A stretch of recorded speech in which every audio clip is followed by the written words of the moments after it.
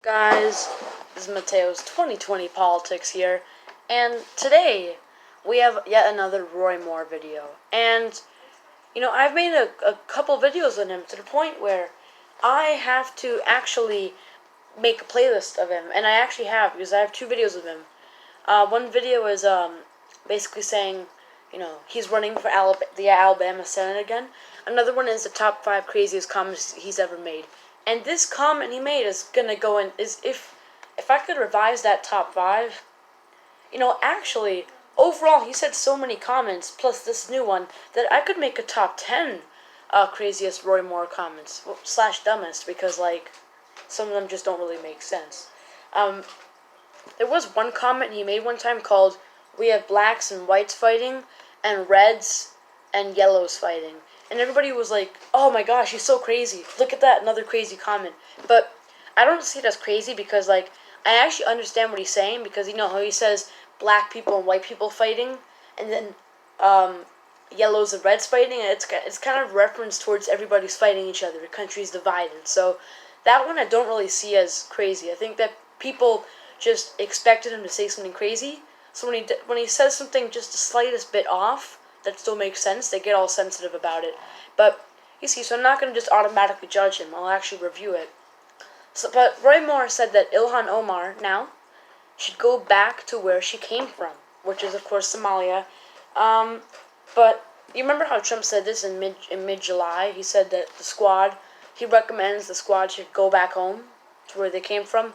Although it's kind of dumb of what he said, since 3 of them were born in the United States. So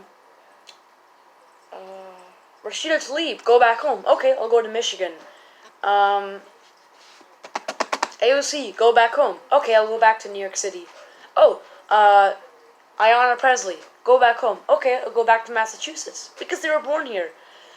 It doesn't apply to Ilhan Omar, of course, because she was born in Somalia. But either way, they're congressmen. They're politicians.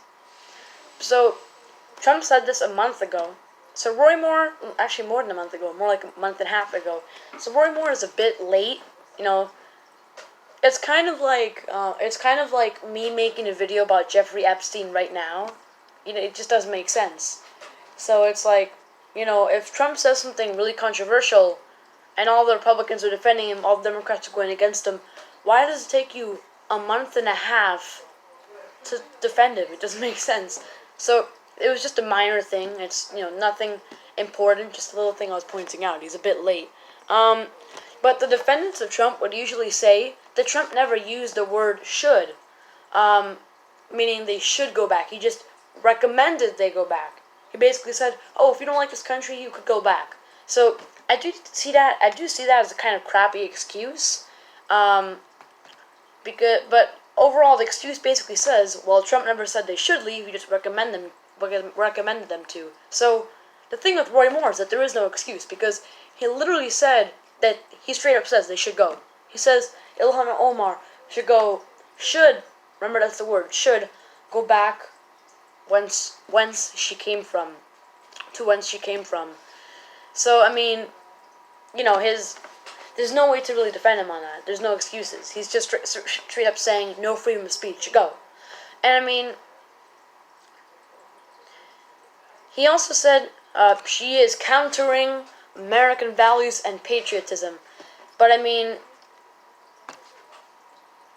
sorry, one sec. I mean, I see her policies as pretty patriotic for me, and they also seem to align with our values. I mean, look, she fights for Medicare for all, 70% approval rating.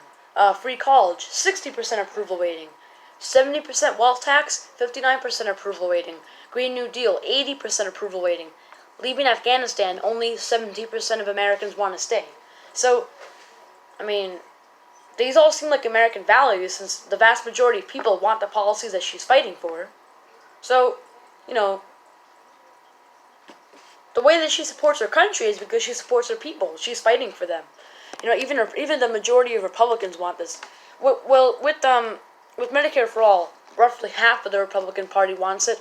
But with the Green New Deal, which is the most popular of the progressive policies, it has an 80% approval rating, and the majority of Republicans also agree with it.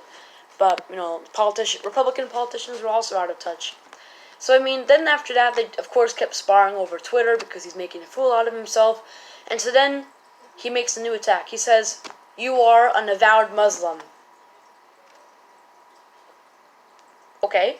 I mean, I don't want to assume that you're anti-Islam and that you dislike Muslims, but I mean, it's kind of weird to say you are an avowed Muslim. I'm just saying that's kind of something weird to say. It's almost as if you're saying, "You goddamn terrorist," because I mean, so she's Muslim. So what?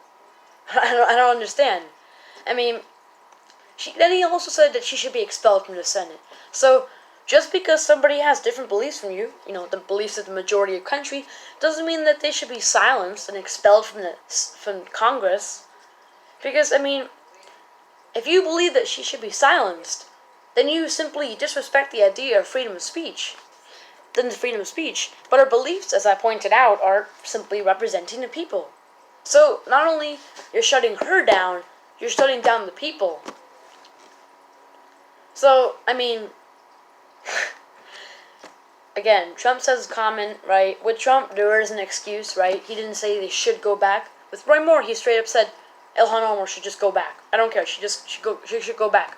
She should be expelled. She's countering America's values and patriotism. So Roy Moore is not only crazy, but he's also out of touch, because how is it going against patriotism and American values to simply fight for what the people want? So the Republicans can say, "Oh, it's all fake news, this is all fake, Medicare for all, free college, all that stuff, the Green New Deal, that's all fake. It's fake. Fake news. Fake news." But if you do that, you Republicans, well, particularly Trump supporters and Trump himself, are kind of making a fool out of yourselves. Because, I'm going to ask you one simple question. How can you prove it? How can you prove it's fake news? Exactly. You can't. You simply don't want to accept the results, so you're simply, going against it. You're simply saying it's fake news. And, although this isn't an accurate, test result, if you were to just go up to anybody, and yes, I do live in New York City, it's very liberal, but even in the countryside and in different states, you could go up to people, and it is guaranteed that almost all of them will support these policies. Aside from that, there's also all these tests conducted, all these polls. So go ahead, say fake news all you want, but there's no way to prove it's fake news. It's simply the only data out there. The DonaldJTrump.com polls could come out, which, if anything, that's the fake news, because I've literally made multiple videos on Donald J. Trump polls, because they literally manipulate you into answering a certain way. And I don't want to explain all of it here, but you can see my other videos. If anything, that's a fake news.